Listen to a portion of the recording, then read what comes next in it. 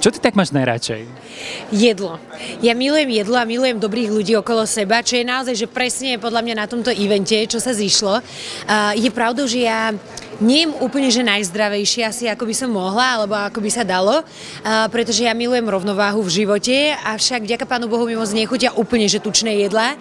Ale odkedy som bola na ajurvede, tak mi veľmi zachutila ajurvedská kuchyňa a odtedy vlastne aj s mojím mužom sme práve na týchto ajurvedských krabičkách. A to nie je žiadne chudnutie, to je iba taký sekundárny prejav toho celého, ale človek sa cíti veľmi dobre a ja som mávala problém s tým, že som bola unavená po jedle, čo tu absolútne nehrozí, takže ja sa z toho veľmi teším a preto som tu, aby som to podporila a aby každý, kto má nejaký zdravotný problém, naozaj začal jedlom. Dobré, a mala si aj možno ty nejaký zdravotný problém, že si sa rozhodla ísť tou cestou ajurvédskou? Našťastie nie, že nebolo to úplne že zdravotné, len som naozaj, tak začala som priberať, už to som na sebe pociťovala a začala som byť viac lenivá a tým, že ja som turbo, tak toto ma mrzelo, že ja strácam svoju energiu, že toto ja vôbec nechcem a toto mi veľmi pomohlo. Dobre, a pri tej ajurvede sa prechádza rôznymi takými kvázi terapiami, povedzme tomu, čo bolo možno pre teba také, že mierne, že si bola kvázi aj zaskočená, šokovaná tým. Akože takto, ja vždy, keď som pozerala nejaké videá ľudí, čo boli na ajurvede, tak mi to prišlo také krásne, vznešené. To som ale nebola ja na ajurvede. Ja na ajurvede som vyzerala ako glum, čo sa snaží nájsť prsteň, s masnou hlavou, olej mi tiekol z každého otvoru, z každého.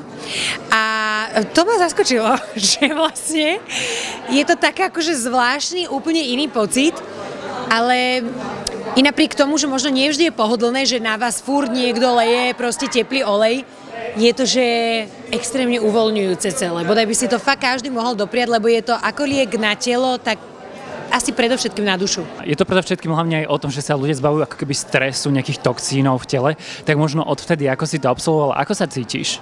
Ja sa cítim a vďaka Bohu aj som sa cítila vždy výborne, ale len ma to utvrdilo v tom, že sme v dobe, kedy na všetko existuje liek, ale niekedy ten liek je proste ten najúčinnejší zakotvený v prírode a presne to vlastne ajurveda ponúka, že vlastne nemusíte do seba dávať žiadne chémie, i napriek tomu vás lieči. Ale chcela som tým povedať, že som rada, že sa dostáva takto do popredia.